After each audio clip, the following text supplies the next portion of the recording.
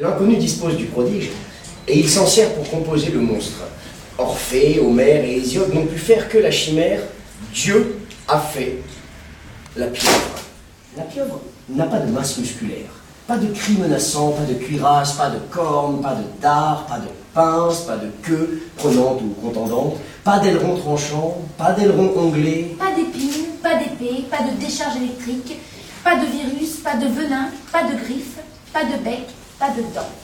La pieuvre est de toutes les bêtes la plus formidablement armée. Qu'est-ce donc que la pieuvre? C'est la ventouse.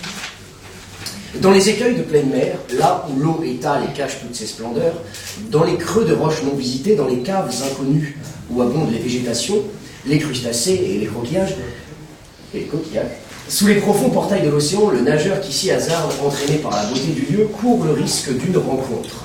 Si vous faites cette rencontre, ne soyez pas curieux, évadez-vous. On entre ébloui, on sort terrifié. Voici ce que c'est que cette rencontre, toujours possible dans les roches du large. Une forme grisâtre oscille dans l'eau. C'est gros comme un bras et long d'une demi-aune environ. C'est un chiffre. Oui, cette forme ressemble à Un parapluie fermé qui n'aurait pas de manche. Cette loque avance vers vous peu à peu. Soudain, elle s'ouvre. 8 rayons s'écartent brusquement autour d'une face qui a 2 yeux. Ces rayons vivent. Il y a du flamboiement dans le rondoiement. C'est une sorte de roue.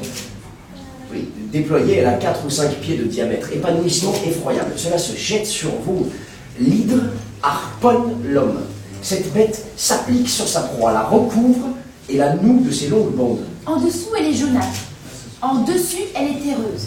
Rien ne saurait rendre cette inexplicable immense poussière. On dirait une bête faite de cendres qui habite l'eau.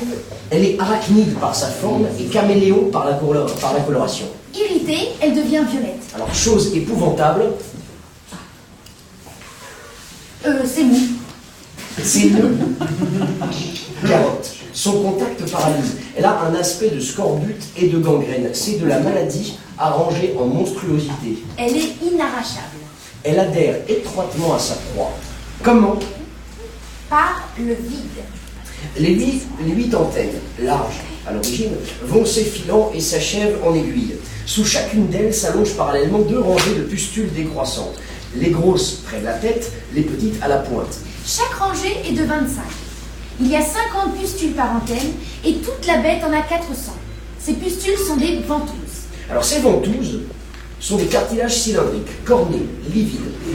Sur la grande espèce, elles vont diminuant du diamètre d'une pièce de 5 francs à la grosseur d'une lentille. Ces tronçons de tubes sortent de l'animal et y rentrent.